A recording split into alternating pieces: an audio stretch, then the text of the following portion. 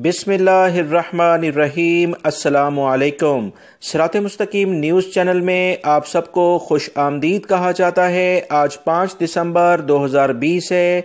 आज की अहम तरीन खबरों का आगाज़ सूरह अंबिया की आयत 35 के तर्जुमे से किया जाता है। अल्लाह ताला कुरान पाक में इरशाद फरमाता है, हर जान को मौत का मज़ा चखना है और हम अच्छे और बुरे हालात में डालकर तुम सबकी आजमाइश कर रहे हैं और बिलाखिर तुम सबको लौटकर हमारे ही पास आना है।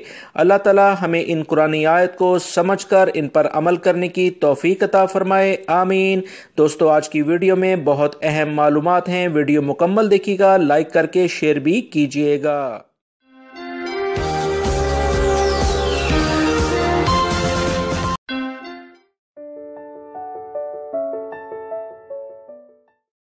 अक़वाम मुत्तहिदा के इदारे आलमी इदारे सेहत ने ख़बरदार कर दिया है कि अमीर ममालिक के वैक्सीन के हसूल की दौड़ में गरीबों के रौंदने के ख़तरे पैदा हो गए हैं। अखबारात के मुताबिक आलमी इदारे सेहत के सरबराह ने बताया कि जब अमीर ममालिक को वबाई मर्ज़ कोरोना की वैक्सीन मुतारफ़ करने जा रहे हैं तो ऐसे में गरीबों को नज़रअंदाज होने का ख़तरा पैदा है।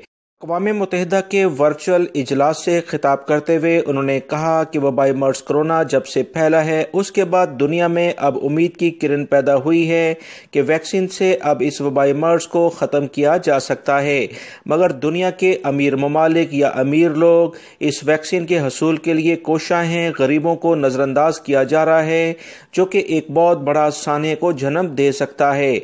उन्होंने खबरदार किया कि दुनिया को पहले ही बहुत सारी मुश्किलात का सामना है। ना तो गुर्बत के लिए कोई वैक्सीन मौजूद है, ना भूख के लिए, अदम मसावात के लिए कोई वैक्सीन मौजूद नहीं।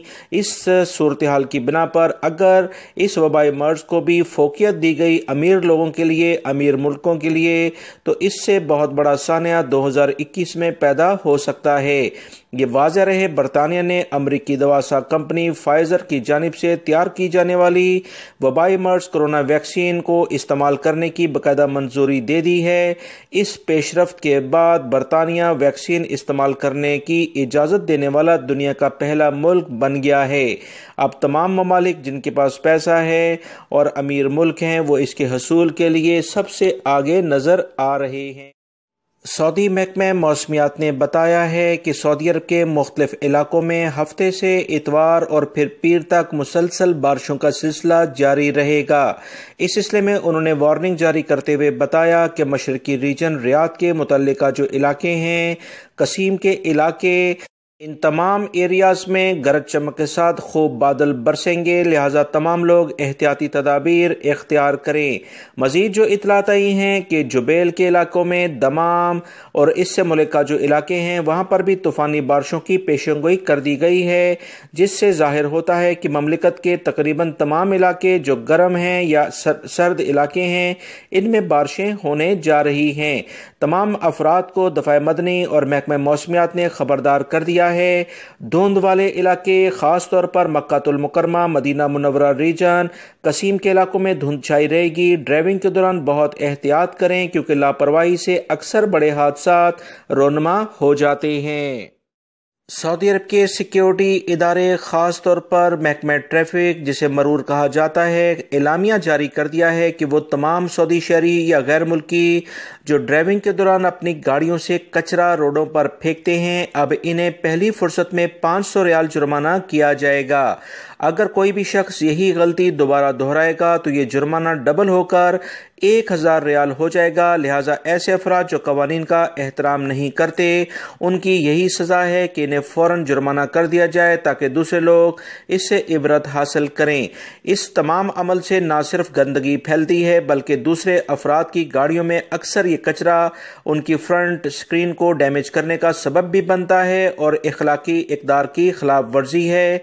लिहाजा ऐसे अफराद को 500, दूसरी मरतबा 1000 रियाल जुर्माना किया जाएगा। سعودی عرب کی پولیس نے بتایا کہ ریاض میں بڑی عمر کے افراد کو مدد کے بہانے انہیں لوٹنے والے 2 غیر ملکیوں کو گرفتار کر لیا گیا ہے۔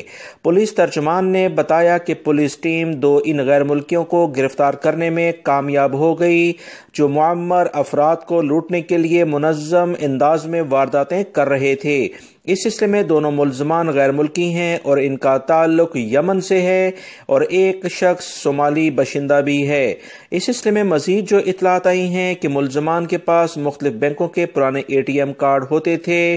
وہ ایسے افراد کی تلاش میں رہتے تھے جو معمر ہو یعنی بڑی عمر کے ہیں اور بینک سے رقم نکالنے کے طریقے سے واقف نہیں ہوتے تھے۔ ملزمان ایسے افراد کی مدد کرنے کے بہانے ان کا ATM کارڈ لیتے اور مطلوبہ رقم نکالنے کے بعد انتہائی مہارت سے ATM پرانا کارڈ ان کے حوالے کر دیتے تھے۔ مختلف بینکوں کے جعلی کارڈ ATM کارڈ انہوں نے اپنے پاس بنا رکھے تھے۔ ملزمان کے قبضے سے مختلف بینکوں کے 37 پرانے کارڈ بھی ملے ہیں۔ 10 موبائل فون، 31,000 ریال سے زائد رقم، سونے کے زیورات بھی برآمد ہوئے ہیں جو انہوں نے مختلف وارداتوں میں چرائے تھے۔ دوران تحقیقات مزید معلوم ہوا کہ ملزمان نے بڑی عمر کے افراد کے ATM کارڈ سے 7,20,000 ریال کی خریداری بھی کی تھی۔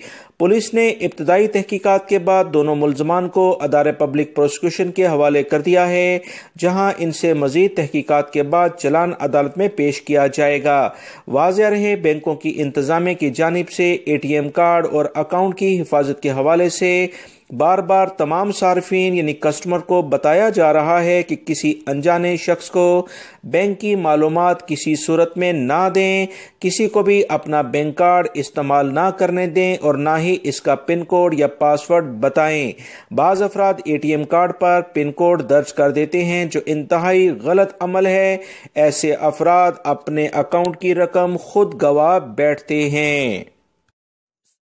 سعودی عرب میں موجود قیدیوں کے لیے اور ان کے رشتہ داروں کے لیے ایک اچھی خبر آئی ہے۔ تفصیلات کچھ یہ ہیں کہ سعودی وزیر انصاف نے بتایا ہے کہ مملکت کے دور دراز علاقوں میں موجود 71 عدالتوں میں اور 80 جیلوں میں قانونی چارہ جوئی کی سہولیات میں توسیع کر دی گئی ہے۔ سعودی اخبارات کے مطابق ان جدید سہولیات کے باعث قیدیوں کے دور دراز مقدمے کی سماعت اور ان کے خلاف دیگر قانونی اقدامات میں پیش رفت کا موقع مہیا کیا جائے گا۔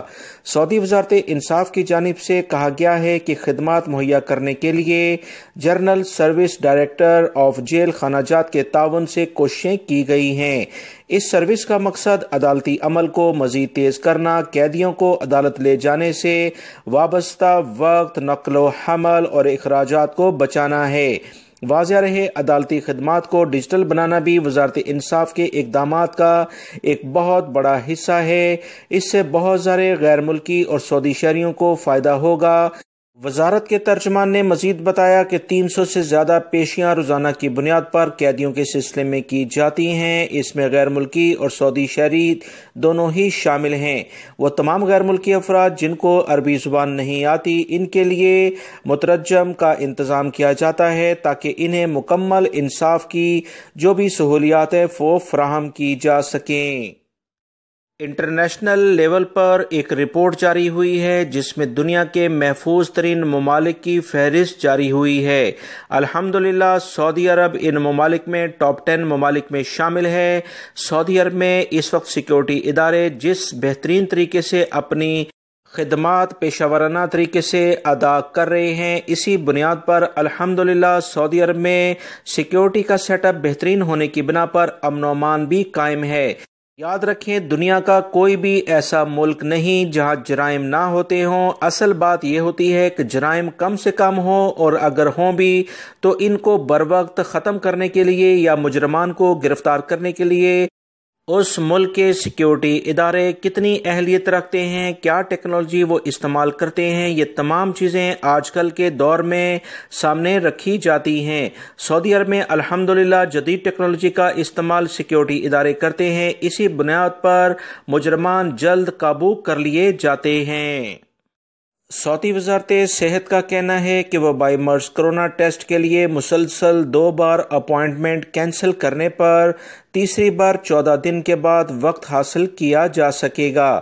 سعودی اخبارات کے مطابق ایک شخص کی جانب سے وزارت صحت سے کہا گیا کہ وہ کسی مصروفیت کی بنا پر ایپ صحت کے ذریعے وبائی مرض کرونا کے ٹیسٹ کے لیے حاصل کیے گئے وقت پر کسی ذاتی مصروفیات کی بنا پر نہیں جا سکا۔ اب اسے کتنے دنوں بعد تیسری اپوائنٹمنٹ ملے گی؟ تو وزارت صحت کے ترجمان نے بتایا کہ 14 دن کے بعد آپ کو دوبارہ وقت دیا جائے گا۔ کوشش کریں اگر خدا نخواستہ آپ کو علامات نظر آتی ہیں تو فوری طور پر اپنے آپ اور اپنی فیملی، اپنے دیگر عزیز و اقارب کی صحت کو دیکھتے ہوئے لازماً ٹیسٹ کروا لیں تو بہتر ہے۔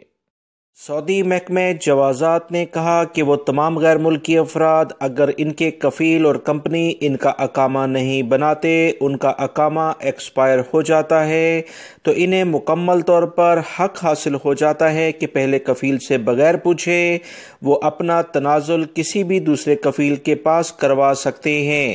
لہٰذا اس سلسلے میں غیر ملکی افراد کو پریشان نہیں ہونا چاہیے۔ اگر پہلا کفیل اور کمپنی آپ کا اقامہ تجدید نہیں کرواتا تو پہلی فرصت میں آپ تنازل کروا سکتے ہیں، اس میں کسی بھی قسم کی کوئی رکاوٹ نہیں ہے۔ دوسرا، اگر کوئی بھی کفیل اور کمپنی 3 مہینے تک آپ کی سیلری نہیں دیتے تو اس پر بھی آپ کے پاس مکمل اختیار ہوتا ہے کہ اپنا تنازل کسی دوسرے کفیل کے پاس کروا لیں، مگر اگر کفیل اور کمپنی نے کچھ سیلری کا حصہ، ہاف سیلری یا اس سے بھی کم آپ کو دے دی ہے تو اس پر یہ حق کسی بھی ملازم کا ختم ہو جاتا ہے۔ دنیا کے مختلف ممالک میں میڈیکل آپریشنز ہوتے رہتے ہیں جس کے بارے میں آپ نے خبریں سنی ہوں گی۔ جدہ میں بھی اپنی نوعیت کا ایک منفرد آپریشن ہوا ہے۔ جدہ میں ایک 50 سال کے شخص میں پیٹ میں کافی زیادہ درد ہونے کی بنا پر آپریشن کیا گیا تو 7.5 کلو وزنی ٹیومر نکال دیا گیا ہے۔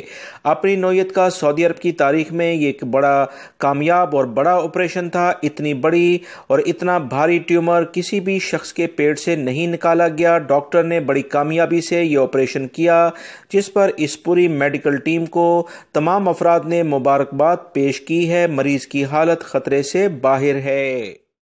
سعودی محکمہ پاسپورٹ یعنی جوازات نے اہم سوال کا جواب دیتے ہوئے بتایا کہ اگر کوئی بھی سعودی شہری یا غیر ملکی کسی بھی شخص کو وزٹ ویزے پر بلاتا ہے تو کیا اس کا وزٹ ویزا وہ 7 دن سے زیادہ پہلے ایکسٹینڈ کر سکتا ہے یا اس میں تجدید کر سکتا ہے یا کہ نہیں۔ اس سلسلے میں سعودی جوازات نے کہا کہ لازمی طور پر جس کا بھی وزٹ ویزا آپ آگے بڑھائیں گے تو اس کے لیے لازماً انشورنس کروانی ہوگی۔ انشورنس کیے بغیر وزٹ ویزا 7 دن سے پہلے تجدید نہیں ہوتا ہے۔